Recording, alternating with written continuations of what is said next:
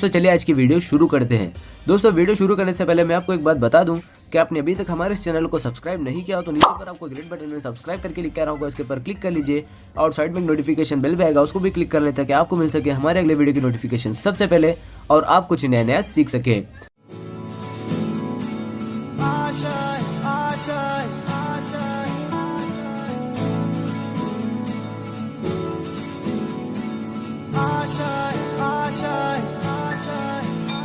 कुछ पाने की हो आस आस, कोई अरमा हो जो खास खास आशाएं,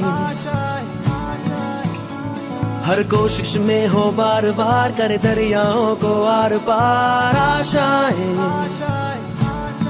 तूफानों को चीर के मंजिलों को छीन ले आशाएं, ले दिल की उम्मीदें हंसे दिल की, अब मुश्किल नहीं कुछ भी, नहीं कुछ भी, आशाएं ले दिल की। गुड मॉर्निंग विद्यार्थी मित्रों। ધોરણ 12 સાયન્સ બાયોલોજી જેની અંદર ફરી એકવાર પાછું આપણું વિડીયો લેક્ચર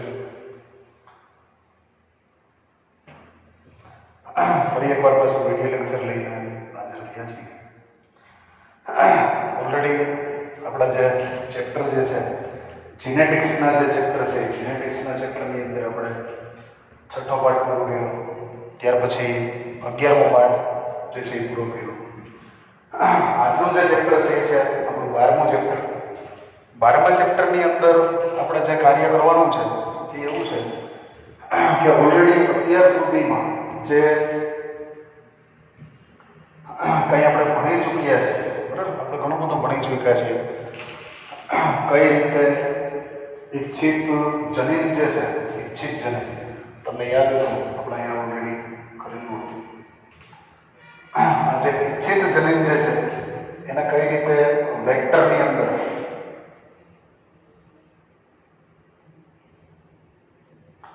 આ જે છે એ શું છે ઈચ્છિત જનીન નો ટુકડો જે છે એ વાહકની અંદર આપણે અહીંયા વેક્ટર છે, દાખલા તરીકે વેક્ટર તરીકે લઈએ આપણે PBR 322, દાખલા તરીકે, તો એને આપણે અહીંયા આગળ ફિટ કરીએ છીએ। પછી આ જે વાહક છે એ વાહકને આપણે કોઈ પણ બેક્ટેરિયા છે કે પછી કોઈ યીસ્ટ છે કે પછી કોઈ પ્રાણી કોષ છે કે પછી વનસ્પતિ કોષ છે એની અંદર આપણે વેક્ટરને સ્થાનાંતરિત કરીએ છીએ, બરાબર। દાખલા તરીકે અહીંયા આ એક બેક્ટેરિયાની અંદર આપણે વેક્ટર જે છે એ વેક્ટરને સ્થાનાંતરિત કરેલો છે। હવે આ જે બેક્ટેરિયા છે એ બેક્ટેરિયાનું સ્વયંજનન થશે અને એમાંથી જે કાંઈ નવા બેક્ટેરિયાઓ ઉત્પન્ન થશે એ બેક્ટેરિયાઓ આપણો જે વાહક છે એમાં જે ઈચ્છિત લક્ષણો હતા એ ઈચ્છિત લક્ષણો ધરાવતું પ્રોડક્શન જે છે એ પ્રોડક્શન કરશે, બરાબર। દાખલા તરીકે આપણે જ્યારે અહીંયા પ્રેક્ટિકલી એને સમજાતા ત્યારે એના માટે ઇન્સ્યુલિન જે છે એ ઇન્સ્યુલિન કઈ રીતે ઉત્પાદન કરવું એવો એક મુદ્દા વિશે આપણે ઓલરેડી વાત કરેલી હતી। હવે આ જે વસ્તુ છે એ ઓલરેડી તમારા મગજમાં બરોબર ફિટ બેસી જ ગઈ છે। આનો જ ઉપયોગ કરી અને બીજી ઘણી બધી વસ્તુઓ જે છે એ બનાવી શકાય। આપણે જ્યારે ચેપ્ટરની વાત કરતા હતા ત્યારે ચેપ્ટરની અંદર ભારત દેશની જે વસ્તી છે એનો એક મુદ્દો જે છે એ મુદ્દા વિશે આપણે વાત કરેલી હતી કે આપણા દેશની વસ્તી જે છે એ દિવસે દિવસે કૂદકેના ભૂસકે વધી રહી છે। આપણો ભારત દેશ જ્યારે આઝાદ થયો હતો ત્યારે એટલે કે આપણું રિપબ્લિક લાગુ પડ્યું 1950ની સાલમાં, ત્યારે લગભગ 36 કરોડ જેટલી વસ્તી હતી। આજે 2021ની અંદર 136 કરોડ જેવો અંદાજ જે છે એ અંદાજ આપણે લગાડીને બેઠા છીએ। તો આટલી બધી જે વસ્તી દેશમાં વધી ગઈ છે એ વસ્તીને જે મુખ્ય સમસ્યા જે છે એ મુખ્ય સમસ્યા એની 3 છે। એમાં પહેલી સમસ્યાનું નામ છે એના સારો ખોરાક આપવો, બીજી સમસ્યા જે છે એનું મકાન, કપડાં અને મકાન,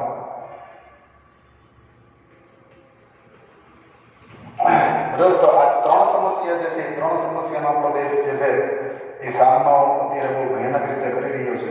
તો આ ત્રણ સમસ્યામાંથી આપણે આ મકાનવાળી સમસ્યાનું કદાચ સોલ્યુશન કંઈ બાયોલોજીની લેવલથી ન લઈ આવી શકીએ, પણ આ બે પ્રોબ્લેમના સોલ્યુશન જે છે એ કદાચ આપણે લઈ આવી શકીએ, ખોરાક અને કપડાં.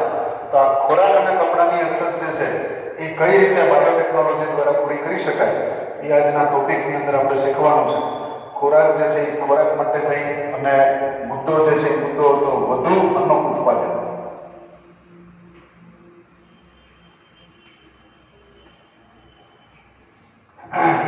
ખેતીલાયક જમીન જે છે ખેતીલાયક જમીન દિવસે દિવસે ઘટતી જાય છે, ઓછી થતી જાય છે, અને એની સામે ખાવાવાળા જે છે એ વધતા જાય છે.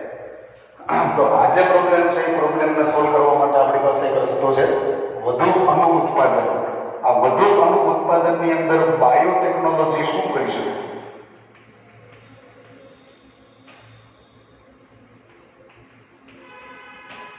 બરાબર, બાયોટેકનોલોજી જે છે એ વધુ અન્ન ઉત્પાદનમાં કેવા પ્રકારના ફાળો આપી શકે એના વિશે આપણે આજે શીખવાના છીએ.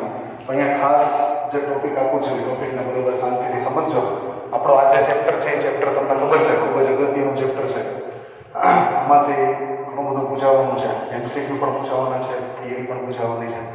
તો વ્યવસ્થિત રીતે કોન્સન્ટ્રેશન, આજુબાજુ બધું કામ કરતું મૂકી અને ફૂલ્લી કોન્સન્ટ્રેશન, બરાબર, પૂરેપૂરું તમારું જે કોન્સન્ટ્રેશન છે એ અહીંયા રાખી અને આ ચેપ્ટર જે છે એ ચેપ્ટરને આપણે વ્યવસ્થિત રીતે સમજીએ.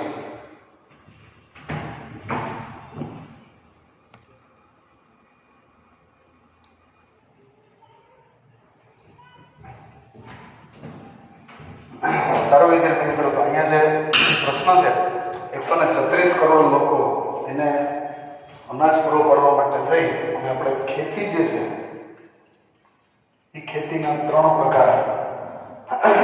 એની અંદર એનો જે પહેલો પ્રકાર છે એ એગ્રોકેમિકલ આધારિત ખેતી.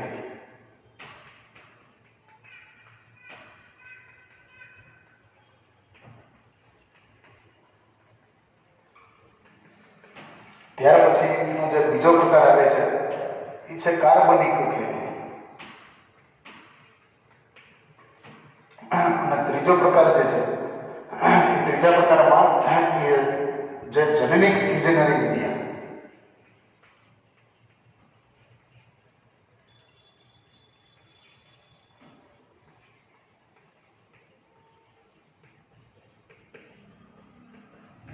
આધારિત ખેતી. 3 પ્રકારની ખેતી વિશે તમારી બાયોલોજીની જે ટેક્સ્ટ બુક છે એ ટેક્સ્ટ બુકમાં 3 પ્રકારની ખેતી વિશેની ઇન્ફોર્મેશન જે છે એની પ્રાઇમરી ઇન્ફોર્મેશન આપેલી છે. એગ્રોકેમિકલ આધારિત ખેતી શું છે એના વિશે આપણે જાણીએ તો આજકાલ તમે માર્કેટમાં જશો તો ઘણી બધી દુકાનો ઉપર એગ્રોકેમિકલના બોર્ડ લાગેલા હશે, બરાબર. એગ્રોકેમિકલની અંદર ખાસ કરીને રાસાયણિક ખાતર અને બીજા નંબરમાં એની જે જંતુનાશક દવા, બરાબર, અને એક હાઇબ્રિડ બિયારણ.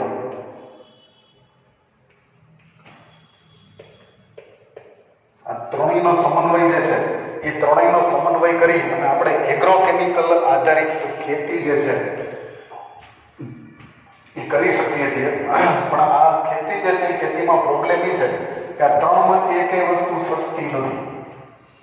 દાખલા તરીકે હાઇબ્રિડ બિયારણ જે છે ઘણી બધી વખતે તમે ખેડૂતોને એવું કહેતા સાંભળ્યા હશે કે ભાઈ જ્યારે બિયારણ ખરીદવા જઈએ ત્યારે જેટલા રૂપિયે કિલો હોય છે એ પાક ઉત્પાદન થાય ત્યારે એટલા રૂપિયા મણ વેચાતું, બરાબર. એવા પ્રકારની વાતો કરતા તમે ઘણી બધી વખત ઘણા ખેડૂતોને સાંભળેલા હશે.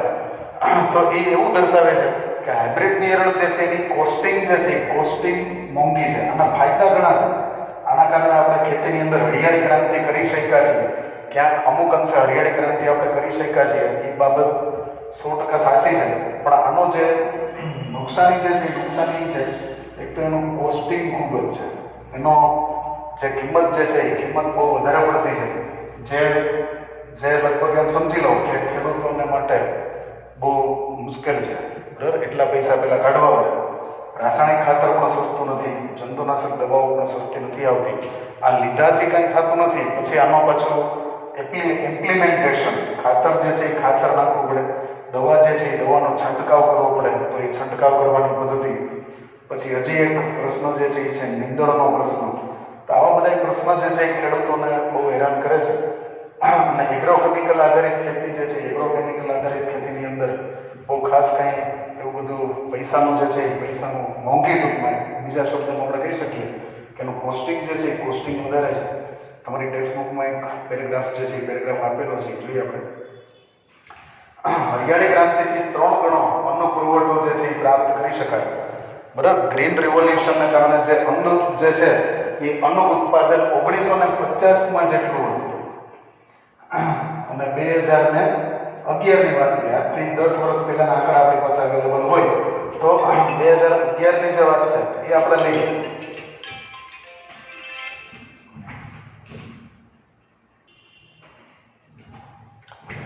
તો 1950ની અંદર જે આપણું ઉત્પાદન હતું એ ઉત્પાદન લગભગ કેટલા ગણું થયું તો કે 3 ગણું થયું. પણ આ 3 ગણું ઉત્પાદન કરવા માટે થઈને આપણે જે ફેરફારો કરવા પડ્યા એ આ પ્રકારના ફેરફારો કરવા પડ્યા છે. એની સામે વધતી જતી માનવ વસ્તી જે છે એ માનવ વસ્તી માટે અપૂરતો છે. હજી જો વસ્તી જે છે એ વસ્તી તમે વિચારી લો કે 1950ની અંદર જે 36 કરોડ હતા એ અહીંયા સીધા 121 કરોડ થયા. 121 કરોડમાં 3 ગણું અન્ન ઉત્પાદન જે છે એ અન્ન ઉત્પાદન હજી અપૂરતું છે અને હજી વસ્તી જે છે એ વસ્તી વધે જ જવાની છે. વસ્તી વધારા માટે ઓલો સિંગ પોઈન્ટ પ્રકારનો એસ પ્રકારનો આલેખ તમને ખ્યાલ હોય તો એ પ્રમાણે એનું અત્યારે લઘુગણકીય તબક્કો ચાલે છે એમ કહી શકાય ભારતમાં. તો વસ્તી જે છે એ વસ્તી કૂદકેના ભૂસકે વધતી જશે અને બધાને અનાજ પૂરું પાડવા માટે થઈ અને કંઈક ખેતીવાડી ક્ષેત્રે કંઈક નવીન કરવું જરૂરી છે. એના વગર બધાને અનાજ પૂરું પાડી શકાય એમ છે નહીં. વધારાનું ઉત્પાદન માત્ર સુધરેલા પાકની જાતિઓના જ ઉપયોગ વડે નહીં પરંતુ કુશળ વ્યવસ્થાપન, મહાવરા અને એગ્રોકેમિકલ, જો 3 શબ્દો ખાલી સુધરેલી પાકની જાત. પહેલો શબ્દ છે સુધરેલી પાકની જાત, બીજો શબ્દ છે મહાવરો.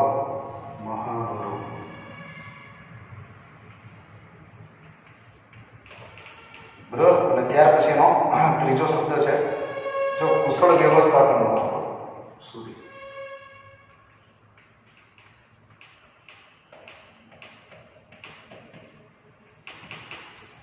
કુશળ વ્યવસ્થાપન મહાવરા પછી એગ્રોકેમિકલ ત્રીજા નંબરમાં આવે છે એગ્રોકેમિકલ.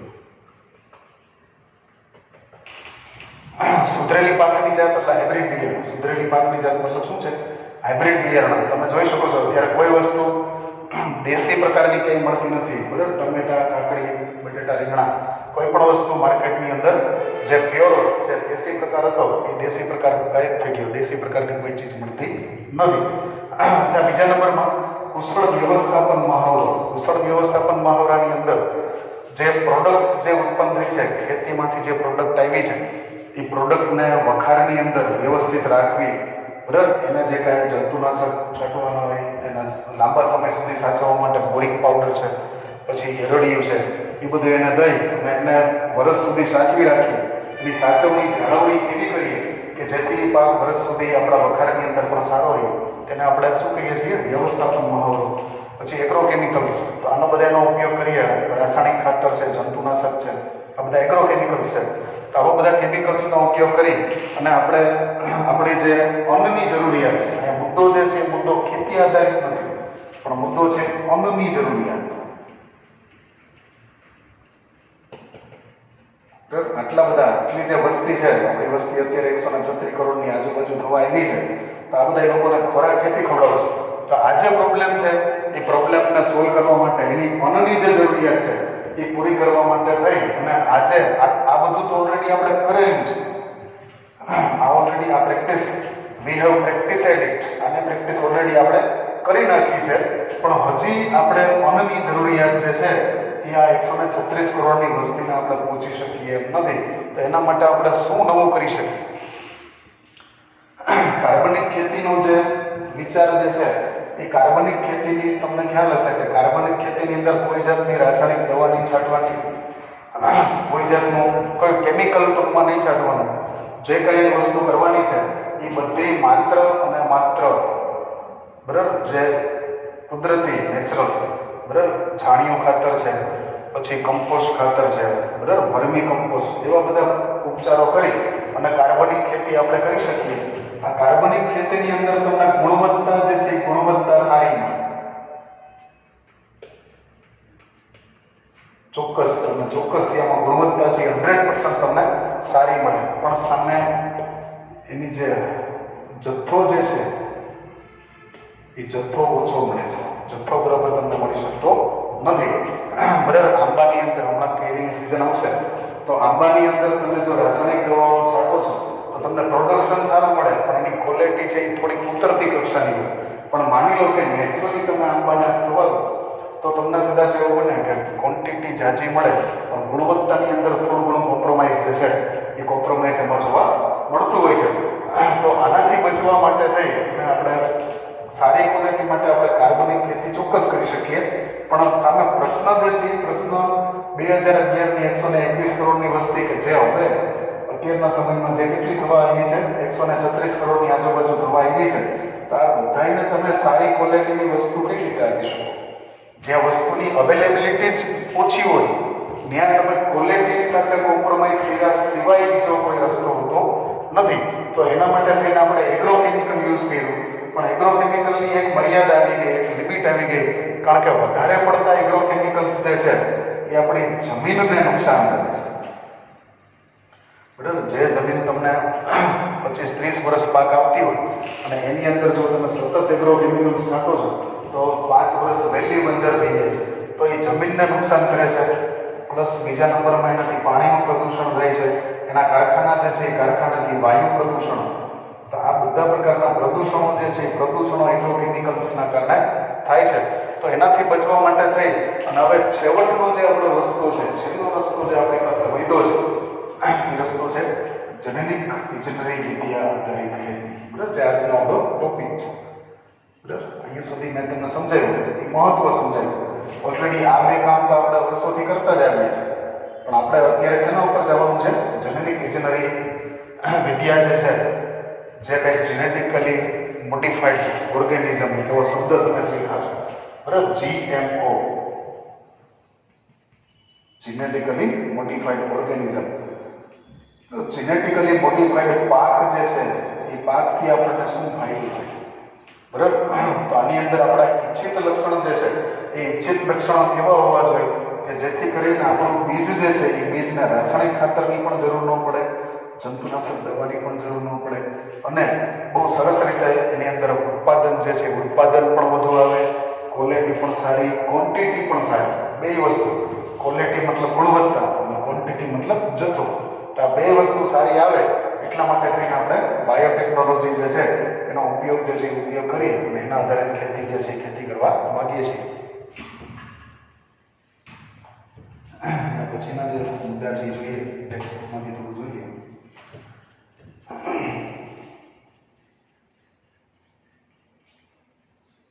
બરાબર, આમ છતાં વિકસતા વિશ્વમાં એગ્રોકેમિકલનો ઉપયોગ જે છે એ ખેડૂતો માટે ખૂબ જ ખર્ચાળ છે. આ બધા એગ્રોકેમિકલ પદ્ધતિ જે છે કોસ્ટિંગનો મતલબ થાય છે ખર્ચાળ. બરાબર, ખેડૂતો જે છે એ ખેડૂતોના નફામાંથી 50% કોસ્ટિંગ આમાં જ હોય છે. હાઇબ્રિડ બિયારણ, રાસાયણિક ખાતર અને જંતુનાશક દવાઓ. એટલા માટે આ જે પદ્ધતિ છે એ પદ્ધતિ થોડી ખર્ચાળ પદ્ધતિ છે.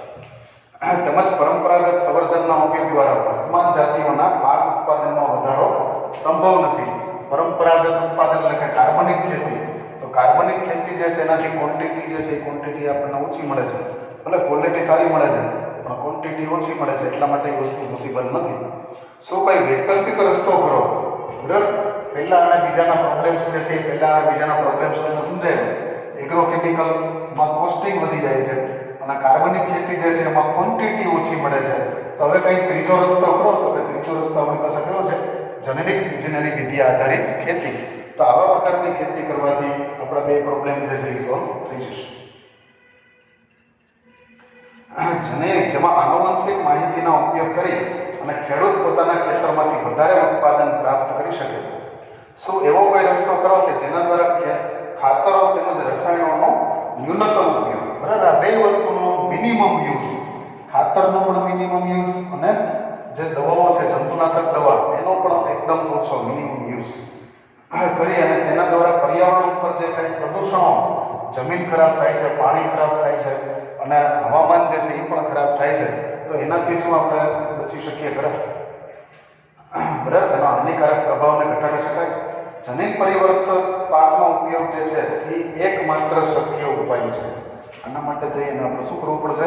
તો કે જીએમઓ પાક, જેનેટિકલી મોડિફાઈડ, બરાબર, જે જનૈનિક રીતે આપણે જેને સુધારેલો એવા પ્રકારના પાક જો ઉપયોગ કરીશું તો આપણે પ્રદૂષણ પણ અટકાવી શકીશું અને આ જે પ્રોબ્લેમ છે એને પણ આપણે સોલ્વ કરી શકીશું. આવી વનસ્પતિઓ જે છે બેક્ટેરિયા, ફૂગ અને પ્રાણીઓ કે જેના જનીનો કૃત્રિમ રીતે પરિવર્તિત કરવામાં આવ્યા છે, જેને જનીન પરિવર્તિત સજીવો કહે છે. આ જીએમ વનસ્પતિનો ઉપયોગ ઘણા બધા પ્રકારે આપણને લાભદાયક થાય છે, જેના વિશે આપણે આજે શીખીએ.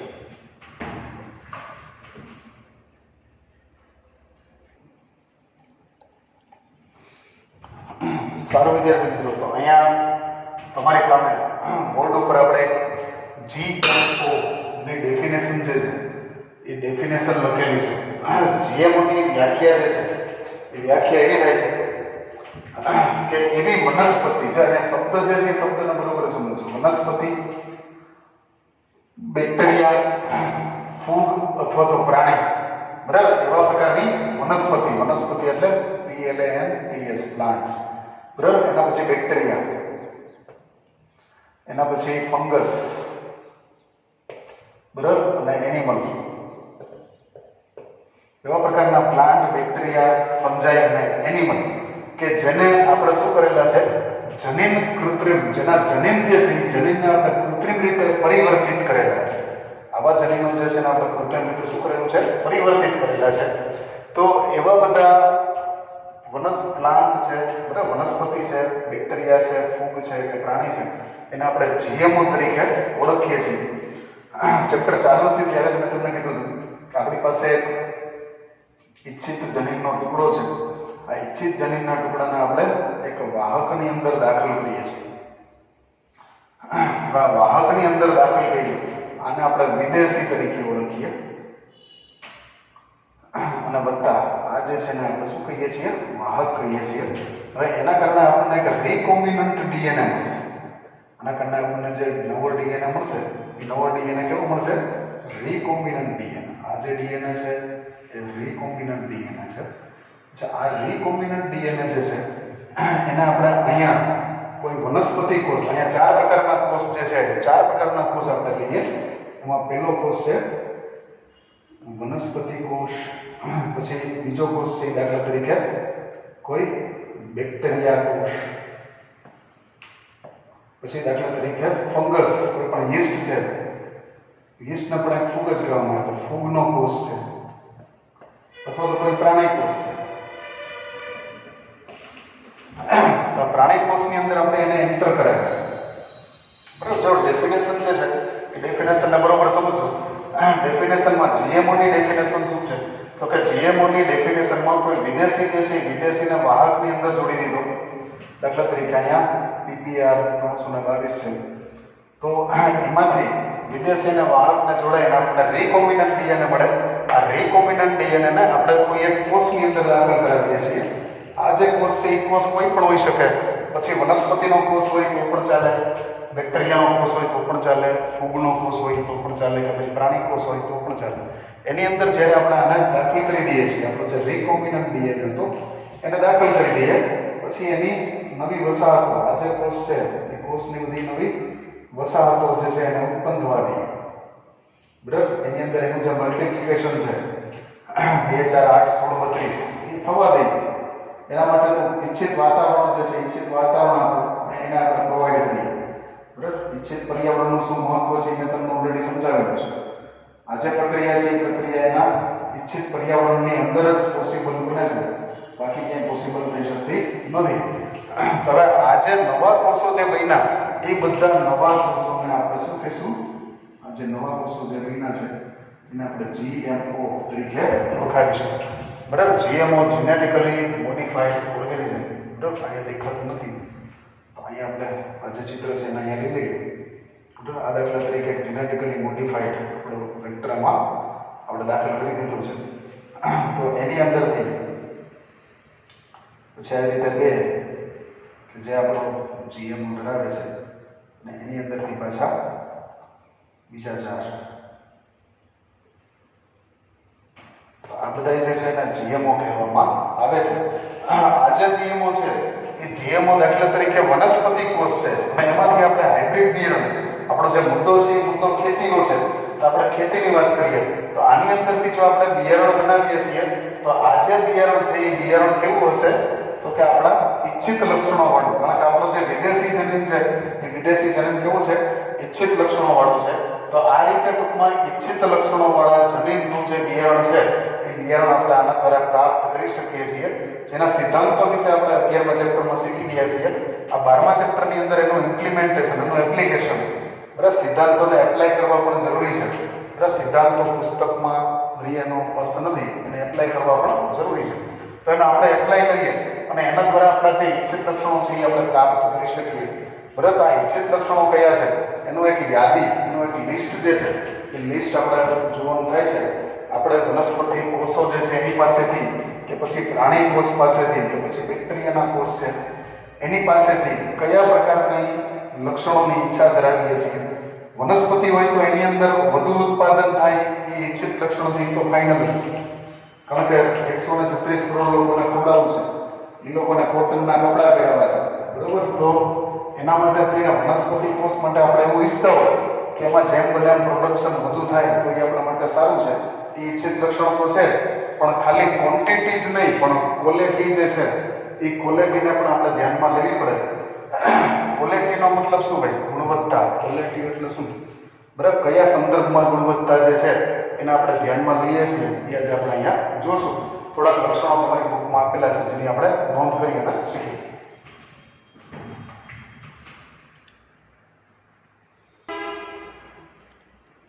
સારો વિદ્યાર્થી મિત્રો, તો અહીંયા પહેલું જે લક્ષણ છે પહેલું લક્ષણ છે અજૈવિક તાણ સામે પાકને વધારે સહિષ્ણુ બનાવવા.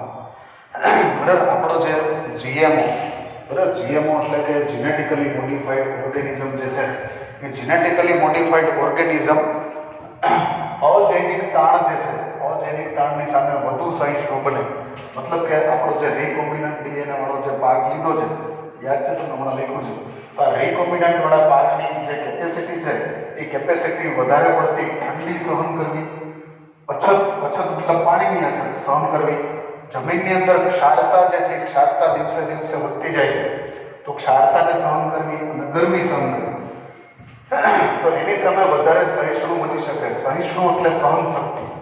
સહિષ્ણુ જે છે એ સહિષ્ણુનો મતલબ થાય છે એની સહન શક્તિ. બરાબર, આપણે જે જેનેટિકલી બિયારણ આપણે એવું બનાવીએ કે આપણો જે પાક જે છે એ પાક ઠંડી જે છે એ ઠંડીને સહન કરી શકે. વિદ્યાર્થી મિત્રો, આપણો ભારત દેશ જે છે એ ભારત દેશ આબોહવાકીય રીતે ખૂબ જ અનિશ્ચિતતા ધરાવતો દેશ છે. આપણી અહીંની જે આબોહવા છે એ અનિયમિત. અહીંની આબોહવાનું કંઈ નક્કી નથી. ક્યારેક ઠંડી પડવા માંડે, ક્યારેક ગરમી પડવા માંડે. બરાબર, ઠંડીની અંદર ટેમ્પરેચર કેટલું નીચે જાય છે અને ગરમીની અંદર ટેમ્પરેચર કેટલું ઊંચે જાય છે. બરાબર, તો એની અંદર ખૂબ જ અનિશ્ચિતતા, અનિયમિતતા. ભારત દેશની આબોહવા અનિયમિત આબોહવા છે.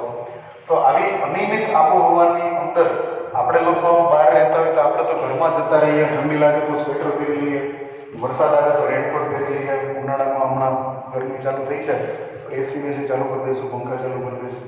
પણ વનસ્પતિ જે ખેતરની અંદર ઉગે છે, આપણા ક્લાસની પાછળ જ ખેતર છે, તમને ખબર છે, તો ક્યારેક ક્લાસની બારીએથી તમે જુઓ તો ખેતરની અંદર જે વૃક્ષો છે, જે પાક જે છે એ પાકને શું કરવું ભાઈ? પાકના માટે શું કરવું?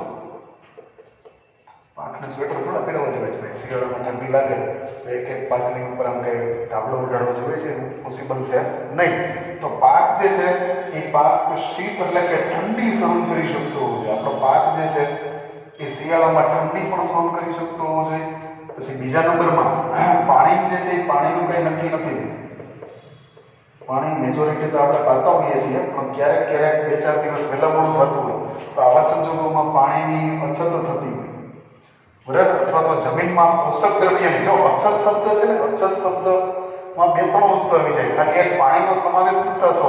ઘણીવાર આપણા ખેતરની અંદર અમુક જે ન્યુટ્રિશન એટલે કે જે પોષક દ્રવ્ય હોય છે એની પણ અછત હોય છે, થોડા ઘણા ઓછા હોય, જેટલી માત્રામાં જોઈએ એટલા નથી. અછતનો મતલબ જેટલી માત્રામાં જોઈએ એટલા નથી, અછતનો મતલબ ઝીરો નથી થતો, પણ ઓછું છે. તો ઓછા પોષક દ્રવ્ય હોય, ઓછું પાણી હોય, તો એની સામે પણ આપણો પાક જે છે એ આપણો પાક વ્યવસ્થિત રીતે ઉગી શકવો જોઈએ, એટલો સક્ષમ હોવો જોઈએ. બરાબર. દાખલા તરીકે જમીનમાં કોઈ પોષક તત્વ ઘટી ગયું, થોડા ઘણા માત્રામાં ઘટી ગયું તો પાક નિષ્ફળ ગયો, અથવા પાણી પાવામાં 5 દિવસ મોડું થયું તો પાક નિષ્ફળ થયો. આવા પ્રશ્નો ઊભા થવા જોઈએ નહીં. ત્યાર પછી છે ક્ષાર. વિદ્યાર્થી મિત્રો, તમને ખબર છે કે જમીન જે છે એ જનરલી એસિડિક કે બેઝિક થતી હોય. આપણે જે દવાઓ અને ખાતરો જે છાંટીએ છીએ તો એના કારણે જમીનમાં ક્ષારતાનું પ્રમાણ જે છે એ ફેરફાર થતો. બરાબર. ક્યારેક જમીન જે છે એ ખૂબ જ એસિડિક થાય તો એને બેઝિક, તો એને વળી પાછું ન્યુટ્રલ કરવા માટે આપણે બેઝ નાખતા હોય. ક્યારેક જમીન વધુ પડતી બેઝિક થઈ જાય તો એમાં આપણે એસિડિક પદાર્થોનો છંટકાવ કરી અને ન્યુટ્રલ કરવાની ટ્રાય કરતા હોઈએ છીએ. બધા ખેડૂતો, વૈજ્ઞાનિકો જેવી પ્રવૃત્તિઓ કરતા હોય છે, પણ એસિડ વત્તા બેઝ બરાબર તો ક્ષાર થાય એટલે આપણને ખબર પડે. બરાબર. તો જમીન જે છે એ જમીનની ક્ષારતાનું લેવલ જે છે એ લેવલ અમુક વધી જાય તો આવા સંજોગોમાં ક્ષાર જે છે, ક્ષારવાળી જમીનમાં પછી પાક ઉત્પાદન જે છે એ ઉત્પાદન ખતમ થઈ જાય છે, ઓછું થઈ જાય છે. આવી ક્ષારવાળી જમીનની અંદર પણ ઉત્પાદન જે છે ઉત્પાદન સારું આપે એવા પ્રકારના જીએમઓસ, એવા પ્રકારનું બિયારણ, આપણે બિયારણ જેવું લેવાનું છે કે જે ક્ષારવાળી જમીનની અંદર પણ પાકનું ઉત્પાદન છે એ સરસ આપે. ગરમી જે છે એ જેટલો પ્રોબ્લેમ ગરમીમાં ઠંડીમાં નડે છે એ જ વસ્તુ ક્યાં છે? ગરમીમાં નડે છે. ગરમીનું પણ કંઈ નક્કી નથી હોતું. ટેમ્પરેચર જે છે એ ટેમ્પરેચર હાલતા ફેરા કરતું હોય છે. તો શીત એટલે ઠંડી અને ગરમી. તો આ ઠંડી ગરમી બેયની સામે સહન શક્તિ, સહિષ્ણુ, જો શબ્દ શું વાપર્યો છે? સહન શક્તિ. બે સહન કરવાની શક્તિ. આપણે એવા પ્રકારનો પાક ખેતરમાં વાવીએ કે જે પાક ઠંડી પણ સહન કરી શકે, ગરમી પણ. ઠંડી શિયાળાના પાક હોય તો એ વધારે પડતી ઠંડી પડી જાય તો એને પણ સહન કરી લે. ઉનાળુ પાક હોય તો વધારે પડતી ગરમી પડી જાય તો એને પણ સહન કરી લે. તો ઠંડી ગરમીની સામે પોતાનું સહિષ્ણુતા, પોતાની જે સક્ષમતા છે એ દર્શાવે. પાણી અથવા પોષક દ્રવ્ય ઓછા વધતા થાય તો એની સામે પણ પોતાની સક્ષમતા દર્શાવે. અથવા ક્ષારવાળી જમીન હોય તો એની અંદર પણ એ પોતાની સક્ષમતા જે છે એ દર્શાવી શકે. એવા પ્રકારનું જો બિયારણ આપણી પાસે આવી જાય તો એ આપણને ફાયદાકારક થાય. કારણ કે એનાથી આપણી પાકની જે નિષ્ફળતા જે છે એ નિષ્ફળતાનો જેમ બને એનો ચાન્સ જે છે એ ચાન્સ જેમ બને ઘટી જાય છે. તો એવા પ્રકારના પ્રયત્નો જનરલી આપણે કરવા જોઈએ. ત્યાર પછીનો જે બીજો મુદ્દો છે એ છે જંતુનાશકોનો પ્રયોગ જેમ બને એમ ઓછો કરવો. બરાબર. બીજો જે મુદ્દો છે એ જોઈએ.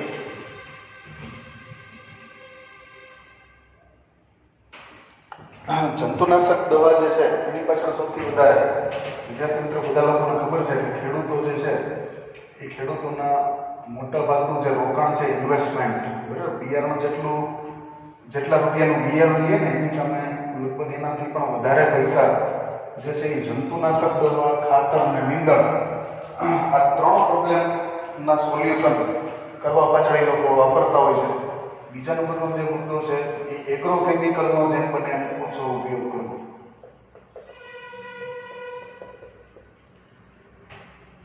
એગ્રોકેમિકલ્સ,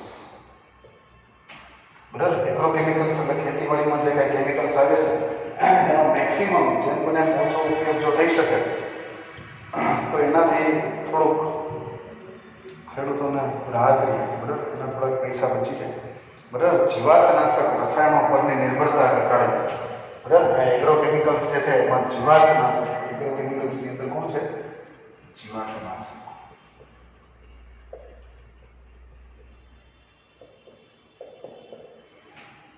જે જીવાતનાશક રસાયણ જે છે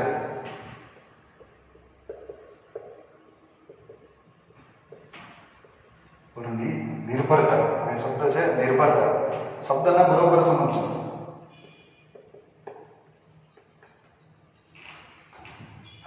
ખેતીવાડી જે લોકો કરતા હોય એને ખબર હોય, હું તો કંઈ કરતો નથી એટલે બહુ ખ્યાલ ન હોય, પણ છતાંય મને એટલી ખબર પડે કે પેસ્ટ, જેને આપણે પેસ્ટ કહીએ, બરાબર. પેસ્ટ બે રીતે, પેસ્ટના સ્પેલિંગ PAST, પેસ્ટ કોમ્પ્યુટર વાળું, અને PEST પેસ્ટ એટલે જીવાત, જેના ઉપદ્રવ કહેવાય. જેને શું કહેવામાં આવે? ઉપદ્રવ, પેસ્ટ જે છે એ ઉપદ્રવ છે, બરાબર. ઘણીવાર ઈયળ છે, પછી ફૂંદાઓ છે, ઝીણી ઝીણી જીવાત છે. આના 3 પ્રકાર, અલગ અલગ પ્રકાર છે. એમાં એક છે પાનકોરી ખાનારી, પાનકોરી ખાનારા કીટક.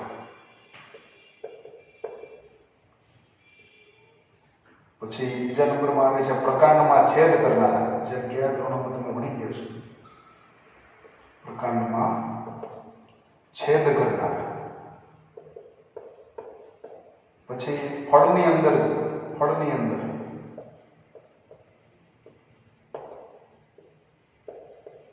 મળી આવતા. ઘણી વાર બટાણાની સીમ ખોલો તેમાંથી લીલા કલરની ઈયળ તમે જોઈ હશે. પછી ઘણીવાર કોઈ ફળ જે છે એ ફળને સુધારીએ તો અંદરથી જીવાત નીકળે છે. તો આવા બધી જે જીવાતો છે, આ જીવાતો ખેડૂતો માટે ઉપદ્રવ, માથાનો દુખાવો છે, કમ્પ્લીટલી પેસ્ટ, માથાનો દુખાવો છે. અને આ બધા માથાનો દુખાવો દૂર કરવા માટે થઈ અને માર્કેટમાંથી જીવાત નાશક રસાયણ જે છે એ રસાયણ એને ખરીદવું પડતું હોય છે. બજારમાંથી એના 1500 રૂપિયા 2000 રૂપિયાના ડગલા આવે એ બધા પાણીમાં ભેળવી પંપમાં ભરીને છાંટવા નીકળવું પડતું હોય છે. તો આ જે દવાઓ છે એ દવાઓ બહુ ખરાબ છે. ખરાબ કઈ રીતે છે તો કે જીવાતનો નાશ કરે છે એ તો બરોબર છે, પણ એક જૈવિક વિશાલન વાળો શબ્દ હતો જે તમે આટલા ધોરણમાં ભણી ગયા છો. જૈવિક વિશાલન થોડા અંશે બરાબર પાકની અંદર જાય અને પાકમાં આપણે લાંબા સમય સુધી એને પ્રોડક્ટ આપણે ખાઈએ તો આપણા શરીરની અંદર પણ આપણા સાંધાઓની અંદર જમા થાય અને ક્યાંક યુરિક એસિડનું ફોર્મેશન કરાવે, સંધિવા જેવી બીમારી થાય. તો આ જૈવિક વિશાલનનો ભોગ મનુષ્ય જે છે એને પણ બનવું પડે છે. તો એટલા માટે અહીંયા બીજો મુદ્દો જે છે એ બીજો મુદ્દો શું છે તો કે જીવાતનાશક રસાયણ જે છે એના ઉપરની જે નિર્ભરતા, ડિપેન્ડન્સી જે છે એ ડિપેન્ડન્સી જેમ બને એમ ઘટાડવી. તો એના દ્વારા આપણે આપણી ખેતીને વધુ સસ્તી અને ગુણવત્તાવાળી અને જૈવિક વિશાલન વગરની બનાવી શકીએ. બરાબર. જો આપણો જીએમઓ, આપણો જે જેનેટિકલી મોડિફાઈડ કરેલો જે વનસ્પતિ કોષ છે એ વનસ્પતિ કોષ એટલો સક્ષમ હોય કે જે અજૈવિક તાણની સામે પણ રક્ષણ મેળવી શકતો હોય, એની યાર સહિષ્ણુ બની શકતો હોય, જીવાતનાશક જે છે એનો જેમ બને એમ ઓછો ઉપયોગ આપણને કરવા દેતો હોય. જો હવે ઝીરો ઉપયોગ કરી શકાય તો સારામાં સારું છે, પણ એવું પોસિબલ નથી હોતું. થોડો ઘણો ઉપયોગ કરવો પડે છે, પણ જે માત્રા જે છે એ માત્રા જો એની ઘટી જતી હોય તો એ આપણા માટે બેસ્ટ રહેશે. અને એવા પ્રકારના પાક ખાવાથી બેને ખેડૂતને પણ લાભ થશે અને એ પાક ખાનારા વ્યક્તિઓ જે છે એ વ્યક્તિઓને પણ એનો ફાયદો જે છે એ ફાયદો અવશ્ય મળી શકશે.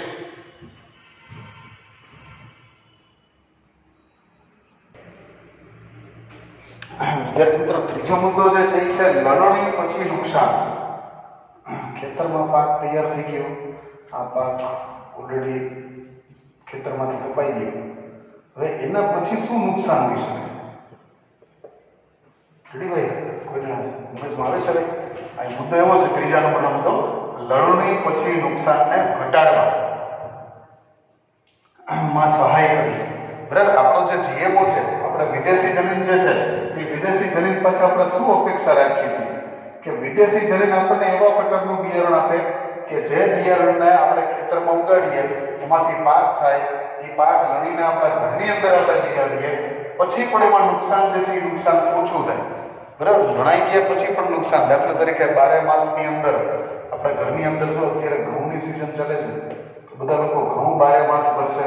પછી અમુક લોકો ચોખા છે, પછી અમુક પ્રકારની દાળ છે, પછી કઠોળ છે, એવું જનરલી લોકો એકસાથે બલ્કની અંદર આ બધી વસ્તુ જે છે એ બધી વસ્તુ જનરલી બલ્ક ખરીદી થતી હોય. બલ્ક ખરીદી મતલબ કે ક્વોન્ટિટીમાં લોકો લઈ લેતા હોય. ઘઉં 12 માસના ભેગા લઈ લેતા હોય, ચોખા જે છે એ પણ પોતાની જરૂરિયાત પ્રમાણે લેતા હોય, દાળ છે, કઠોળ છે, તો એ બધા લોકો પોતાની જરૂરિયાત પ્રમાણે ખરીદી કરતા હોય છે. અચ્છા, ઘરની અંદર જે ઘઉં પડ્યા હોય તો એ ઘઉં 12 માસ સારા રહેવા જોઈએ ને. ઘઉંની અંદર જે રાતા જીવડા, જેને ધનેડા કહેવામાં આવે, બરાબર, રાતી જીવાત શબ્દ બાયોલોજીમાં કયો શબ્દ વાપર્યો છે એના માટે? રાતી જીવાત. તો રાતી જીવાતનો પ્રશ્ન ઘઉંની અંદર છે. બરાબર. ચોખાની અંદર જીવાતના પ્રશ્ન થતા હોય છે. બરાબર. પછી બીજા નંબરમાં સતત પડ્યા રહીએ તો ક્યારેક જે એના દાણા જે છે, જે દાણા જે છે એ દાણા ક્યારેક ભૂકો થઈ જાય, એનો પાવડર થઈ જાય. પછી ઘણીવાર શુષ્ક બની જાય, એકદમ સુકાઈ જાય. દાણો જે છે એના ઘંટીમાં નાખો તો એમાંથી લોટ નીકળતો નથી, સુકાઈ જાય. ક્યારેક એનું શુષ્કન થઈ જાય, ક્યારેક વરસાદની સિઝનમાં વરસાદના કારણે દાણા સડી જાય, વધારે પડતા ભેજથી એમાં નુકસાન થાય. તો લણાઈ ગયા પછી પણ પ્રશ્ન ઊભા રહેલા છે. બરાબર, ખેતરમાંથી પાક લણાઈ ગયો એટલે પ્રોબ્લેમ સોલ્વ થઈ ગયો એવું ન સમજતા. બરાબર, એ પછી પણ એને સાચવવા માટે થઈને ઘણી બધી વસ્તુઓ છે માર્કેટિંગ યાર્ડની અંદર. બરાબર, ઘણીવાર ગવર્મેન્ટ જે છે એ બફર સ્ટોક ખરીદતી હોય. અત્યારે ગવર્મેન્ટ જે છે એ સરકાર પાસેથી દાખલા તરીકે 400 રૂપિયા મણ ઘઉં ખરીદે છે. તો આ ગવર્મેન્ટ જે છે એ શું કરવાની છે, એ ઘઉંનો સ્ટોક કોઈ એક જગ્યાએ રાખશે. બરાબર, હવે ત્યાં પડ્યા આમાંથી દાણા જે છે દાણામાંથી પાવડર થઈ જાય, દાણા સુકાઈ જાય કે ભેજના કારણે ફૂલાઈ જાય, તો આવા ઘઉં છે પછી ખાવા લાયક ચણા છે, ઘઉં છે ખાવા લાયક રહેતા નથી અને એનો બગાડ થાય છે, ફેંકી દેવા પડે છે, એનો નાશ કરી નાખવો પડતો હોય છે. તો એ પણ આપણા માટે ખોટું છે. તો આપણે એવા પ્રકારનો જીએમઓ, આપણે એવા પ્રકારની વનસ્પતિ તૈયાર કરવાની છે કે જેની લણણી કરી લીધા પછી પણ એની અંદર નુકસાન જે છે એ નુકસાન ઓછું થાય. જેની પાસેથી જેટલી અપેક્ષા છે, આપણે ઘઉંને 1 વર્ષ સાચવવાની અપેક્ષા, ઘઉં ચોખ્ખા છે એ જનરલી આપણે એની પાસે એવી અપેક્ષા હોય કે ભાઈ વર્ષ દિવસ સુધી સારા રહે. તો એની સામે દાળની સામે વર્ષ દિવસની બદલે 6-8 મહિના, એવી રીતે કઠોળની સામે 6-8 મહિનાની આપણે ગણતરી રાખી હોય તો એટલા સમય સુધી એની અંદર આવી કોઈ જાતની રાતી જીવાત છે એનો પાવડર થવો, શુષ્કન થવું, એમાં ભેજ આવી જવો, એવા પ્રકારની સમસ્યા ન થાય એવી અપેક્ષા સાથે આપણે એને ભરતા હોઈએ છીએ. તો એની અંદર પણ એ ખરા ઉતરે. આપણું જે બિયારણ છે એ ખેડૂતોને ફાયદો કરાવે એવું નથી, પણ સામાન્ય માણસ સુધી આપણો જે ઉદ્દેશ્ય છે એ નાનામાં નાના માણસને નુકસાની કેમ ઓછી થાય. બરાબર, આ જીએમઓ જે છે એ જીએમઓનો મેઇન વસ્તુ, જીએમઓના સિદ્ધાંત જે છે જીનેટિકલી મોડિફાઈડ ઓર્ગેનિઝમ જે છે એનો મુખ્ય ઉદ્દેશ્ય એ છે કે દરેકને લાભ થવો જોઈએ. ખાલી નોટ ઓનલી ફોર ફાર્મર્સ, પણ જ્યાં સુધી દેશના નાનામાં નાના વ્યક્તિ સુધી જે અનાજના દાણા પહોંચે છે એની ક્વોન્ટિટી અને ક્વોલિટી બે વસ્તુ સારી રહેવી જોઈએ. ક્વોન્ટિટી પણ એવી હોવી જોઈએ કે જેથી ઘરમાં જે કાંઈ 5-6 જણા હોય જમી શકે, અને ક્વોલિટી જે છે એ છેલ્લે સુધી સારી રહેવી જોઈએ. બરાબર, 12 માસના ઘઉં મેળ્યા છે તો છેલ્લે 12મો મહિનો હોય ત્યારે જે ઘઉં ખાતા હોય એ તમે આવું પાવડર જેવા આવે, સુકાઈ ગયેલા આવે કે ફૂલી ગયેલા આવે, તેનો કોઈ અર્થ રહેતો નથી. બધી વસ્તુ સારી લાંબા સમય સુધી રહેવી જોઈએ. તો એ પણ એક જીનેટિકલી મોડિફાઈડ ઓર્ગેનિઝમ જે છે એનું એક ઈચ્છિત લક્ષણ. આ બધા જે છે આપણા ઈચ્છિત લક્ષણો છે. પહેલું, બીજું અને ત્રીજું બધા કેવા છે? ઈચ્છિત લક્ષણો છે. તો આ ઈચ્છિત લક્ષણોમાંનું એક છે. ત્યાર પછીનું જે ઈચ્છિત લક્ષણ છે આપણે જોઈએ.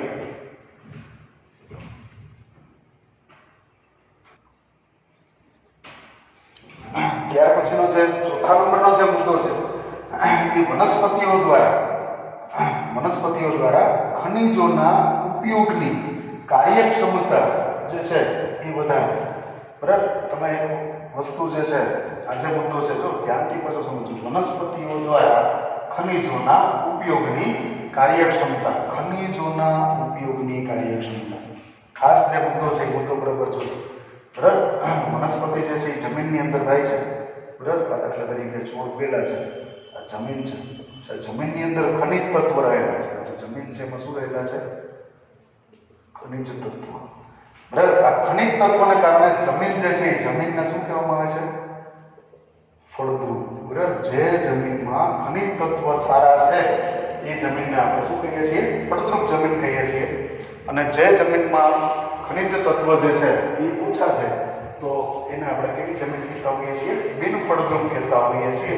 હવે દાખલા તરીકે આપણે એક પાક કોઈ જાતનો લઈએ અને એ પાકનું ઉત્પાદન તો સારું થાય, પણ એ જમીનમાંથી જે પોષક દ્રવ્યનું શોષણ જે છે એ એની જે લિમિટેશન હોય એની હદ બહારનું શોષણ કરી એમાંથી મેક્સિમમ ક્વોન્ટિટીમાં જે બધા ગુરુ પોષક તત્વ અને લઘુ પોષક તત્વ, જેના વિશે તમને યાદ હશે, પોષક તત્વ બે પ્રકારના, ગુરુ પોષક તત્વ અને લઘુ પોષક. ગુરુ પોષકનો તો કોઈ પ્રોબ્લેમ નથી, લઘુ પોષકનો તો કોઈ પ્રોબ્લેમ નથી, પણ ગુરુ પોષક તત્વ જે છે એની વધારે માત્રા જમીનમાંથી ખેંચી તો આવા સંજોગોમાં પછી બીજો પાક કે ત્રીજો પાક લેવામાં આપણને મુશ્કેલીઓ પડતી હોય અને જમીન જે છે એ ઝડપથી બિન ફળદ્રુપ થઈ જતી હોય. ફળદ્રુપમાંથી કેવી થઈ જતી હોય? બિન ફળદ્રુપ. બરાબર, પાક એક વખત ક્વોન્ટિટી તમને સારી મળી ગઈ, પણ પ્રોબ્લેમ જે છે એ પ્રોબ્લેમ શું થયો તો કે જમીનમાંથી જે પોષક તત્વો હતા એ એક પાકની અંદર પોષક તત્વોનું બહુ વધારે પડતું શોષણ જે છે એ શોષણ એ પાકે કરી લીધું. તો આવા સંજોગોમાં જમીન જે છે એ ફળદ્રુપમાંથી બિનફળદ્રુપ થઈ જાય અને પછી બીજો ત્રીજો કે ચોથો પાક લ્યો તો એની અંદર તમારે જે ક્વોન્ટિટી જોતી હોય એ ક્વોન્ટિટી ના મળે તો ત્યારે પ્રોબ્લેમ જે છે એ સર્જાઈ શકે છે. તો આવા પ્રોબ્લેમથી બચવા માટે થઈ અને આપણું જે જીએમઓ છે એ જીએમઓ એવા પ્રકારનું હોવું જોઈએ કે જે જમીનમાંથી પોષક દ્રવ્ય છે એ અમુક લિમિટેશનમાં અમુક માત્રામાં જમીનમાંથી ખેંચે છે, બરાબર, નહીં કે જમીનને બંજર બનાવે. સારો સમય આપણો અહીં પૂરો થાય છે. આટલું આજે આપણે રાખીએ. આજનું જે હોમવર્ક છે એ હોમવર્ક તમને અહીં આપી દઉં છું. ખાસ હોમવર્કમાં જણાવશું.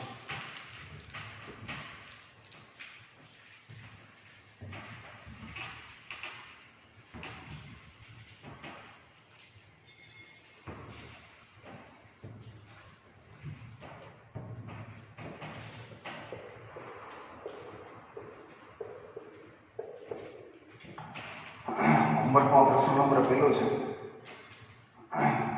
ખેતીના પ્રકાર વિશે માહિતી આપો. અને પ્રશ્ન બીજો છે, GMO ની વ્યાખ્યા તથા તેના વિશે માહિતી આપો.